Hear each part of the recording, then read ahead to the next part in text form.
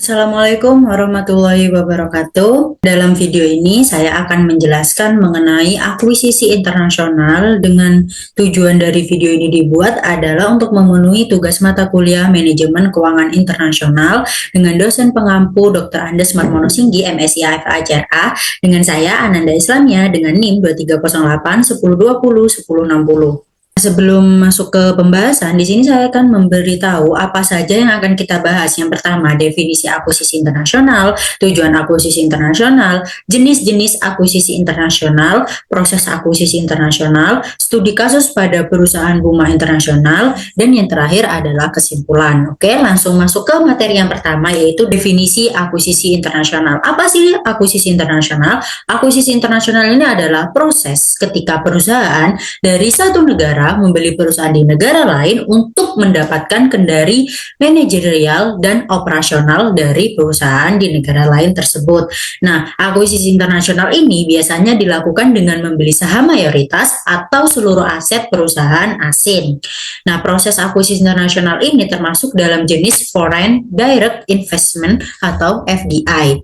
Baik, sekarang kita masuk ke tujuan dari akuisisi internasional.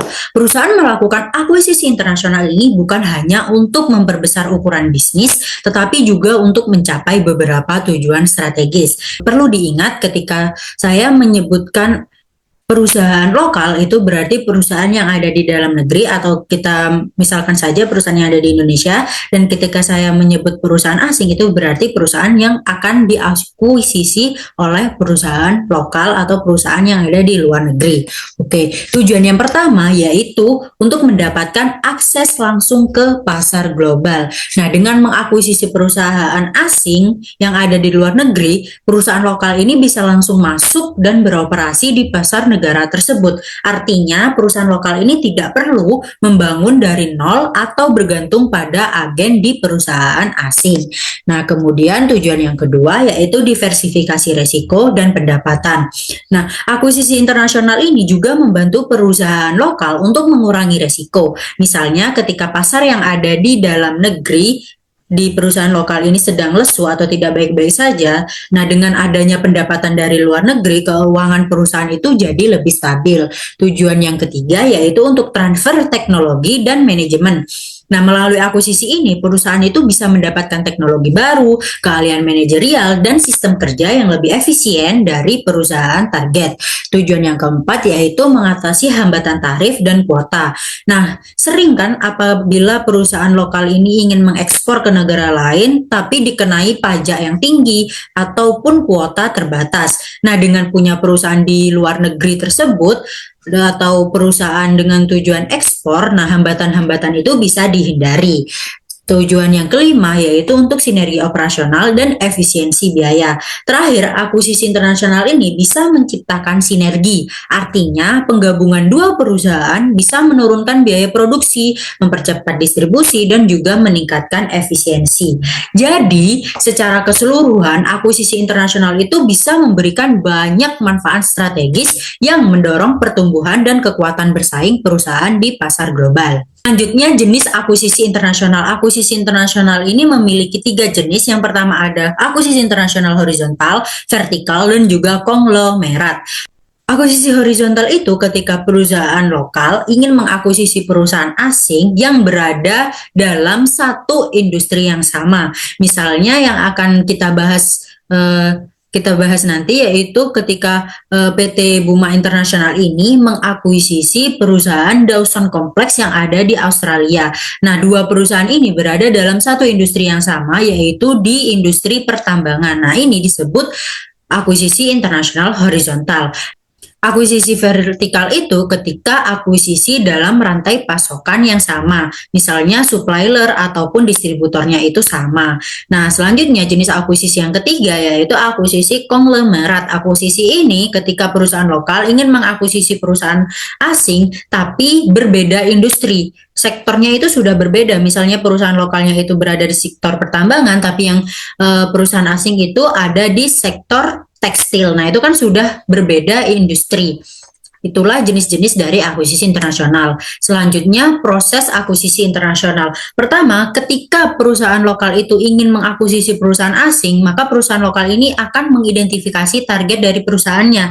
Apakah perusahaan yang akan diakuisisi ini memiliki potensial yang tinggi atau tidak? Nah, ketika sudah memiliki, misal perusahaan asing itu sudah memiliki potensi yang tinggi, selanjutnya akan melakukan namanya analisis hukum, keuangan, operasional, hingga budaya yang ada di perusahaan asing tersebut. Nah, proses kedua ini dinamakan proses due diligence atau pemeriksaan secara detail ke perusahaan yang akan dituju untuk dilakukannya akuisisi internasional.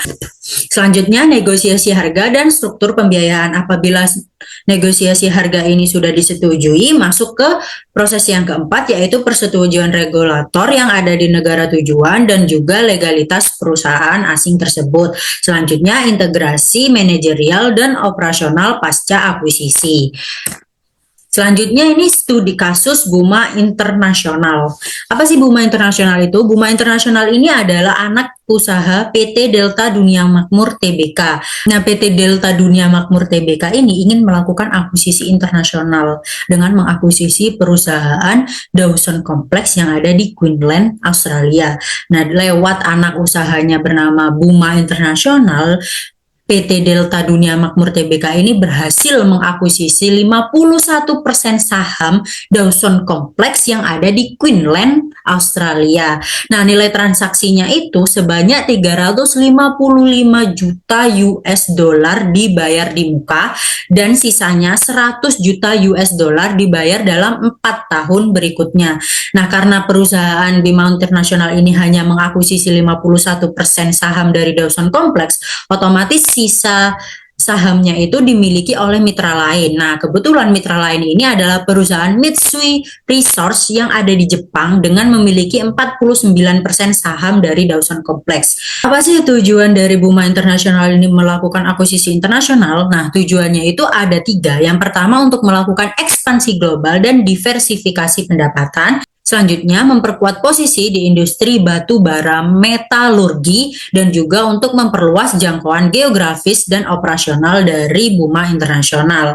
Nah, ketika melakukan akuisisi internasional pasti ada dampaknya, dan dari proyeksi akuisisi itu apa saja. Nah, proyeksinya itu adalah produksi Dawson Complex ini meningkat sebanyak 8 juta ton per tahun, dan juga potensi pendapatan diperkirakan sebanyak 500 juta US dollar per tahun.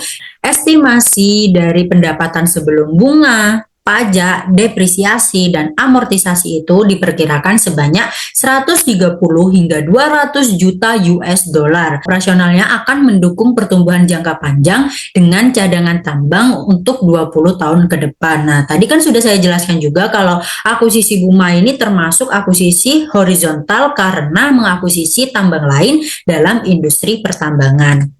Kesimpulannya, akuisisi internasional ini adalah strategi ekspansi global yang sangat kompleks sehingga memerlukan analisis menyeluruh dalam pengelolaan resikonya. Contohnya, Buma Internasional ini telah menunjukkan bagaimana perusahaan Indonesia bisa sukses menembus pasar global melalui akuisisi strategis. Sekian penjelasan dari saya tentang akuisisi internasional dan akuisisi internasional yang dilakukan oleh Buma Internasional. Apabila ada kurangnya dan kesalahan, saya minta maaf. Terima kasih dari saya. Wassalamualaikum warahmatullahi wabarakatuh.